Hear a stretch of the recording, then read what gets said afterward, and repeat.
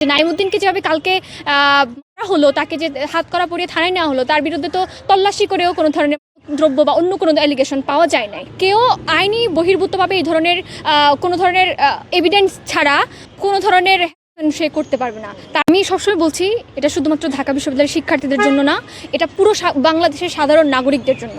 এখন কোনো পুলিশ, সেটা হতে পারে ডিসি মাসুদ অথবা অন্য কেউ হতে পারে, কেউ আইনি বহির্ভূতভাবে এই ধরনের কোনো ধরনের এভিডেন্স ছাড়া কোনো ধরনের সে করতে পারবে না। সে যদি কোনো অপরাধীকে শনাক্ত করতে পারে, তাহলে আইন যে ব্যবস্থা চালু আছে সেটার মাধ্যমে তারা ব্যবস্থা নিতে পারে, গ্রেপ্তার করতে পারে। কিন্তু এই ধরনের যে নাইমুদ্দিনকে যেভাবে কালকে হলো, তাকে যে হাত করা পরিয়ে থানায় নেওয়া হলো, তার বিরুদ্ধে তো তল্লাশি করেও কোনো ধরনের দ্রব্য বা অন্য কোনো অ্যালিগেশন পাওয়া যায় নাই। তো সেক্ষেত্রে এইভাবে আইনি বহির্ভূতভাবে এই ধরনের কার্যক্রম তো কোনোভাবেই কাম্য না।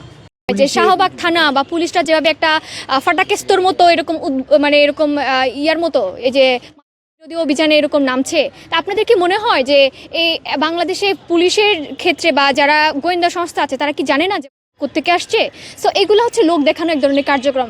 যদি আসলেই এই পুলিশ প্রশাসন থেকে শুরু করে স্টেটের বা রাষ্ট্রের যদি আসলেই এই নির্মূল করার সত্যিকারের প্রয়াস থাকে, তাহলে আমি মনে করি এটা খুব দ্রুত সম্ভব। কিন্তু এই যে যারা চুনোপুঁতি আসলে তাদেরকে ধরা হচ্ছে, কিন্তু রাঘব বোয়াল যারা আছে তাদেরকে কিন্তু ধরা হচ্ছে না। সো ডাকসু থেকে এরকম অভিযান চালানো হয়েছে, সেটা সাধুবাদ জানায়। কিন্তু আসলে এটার পর এই অভিযানের মধ্য দিয়ে সাধারণ নাগরিকদের কিন্তু বিভিন্নভাবে হেনস্থা করা হয়েছে, সেটারও প্রতিবাদ জানায়।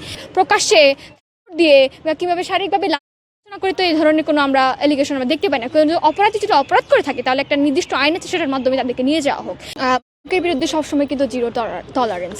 এখন গতকালকে যে ঘটনাটা ফেসবুকে সয়লাভ হয়ে গিয়েছে, সেটা আমরা দেখতে পেয়েছি যে নাইমুদ্দিন আমাদের ব্যাচমেট, আমাদের বন্ধু, তো তাকে হচ্ছে বিভিন্নভাবে জেরাও করা হয়েছিল এবং নাগরিক হিসেবে কিন্তু সে এই ধরনের প্রশ্ন করতে পারে যে তার অপরাধ কি বা এই ধরনের কথাবার্তা সে জানতেই পারে পুলিশের কাছ থেকে।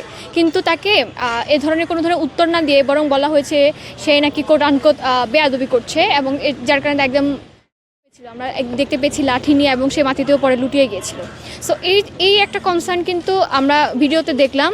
তো এরকম ঘটনা কালকে বোধহয় নাইমের ঘটনাটা একটু ভাইরাল হয়েছিল বলে সবাই একটু কনসার্ন ইস্যু হিসেবে নিয়েছে, কিন্তু এই ঘটনাগুলো কিন্তু বারবার ঘটছে এবং আমরা বেশ কিছুদিন ধরে দেখতে পেয়েছি। এবং গতকালকে একটা বাচ্চাকে কিন্তু একটা পুলিশ মেরেছিল, তার অপরাধ কি সেটাও কোনো ধরনের কথা বলা নাই, এবং সে বারবার বলছিল যে সে শুটিং দেখতে আসছে, কিন্তু পরে যাওয়ার সময় এবং এরপরে চাঁদপুরে, তারপরে রবীন্দ্র সরোবরে এরকম বিভিন্নভাবে হচ্ছে পুলিশরা মোরাল পুলিশিং করছে বা এরকম অনেক উদ্যানেই কিন্তু গত বছর সাম্যকে ছিল।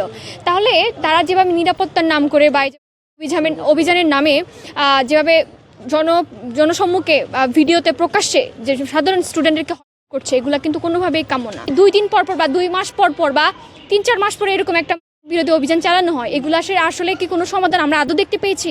এগুলোর তো কোনো সাস্টেনেবল সমাধান আমরা দেখতে পাই না। বরং আমি মনে করি এই সাথে যারা যুক্ত আছে, যারা স্টেট লেভেলে আছে, স্বরাষ্ট্র মন্ত্রণালয় থেকে শুরু করে তাদেরকে এই অবস্থানে নিয়ে আসতে হবে। কারণ আপনি যদি উপরের মহলদেরকে বা রাঘব বোয়ালদেরকে ধরতে না পারেন, তাহলে সে চুনোপুঁতিদেরকে 2 দিন পর এরকম ফাটাকেস্ত অভিযানে আপনি কিচ্ছু করতে পারবেন না।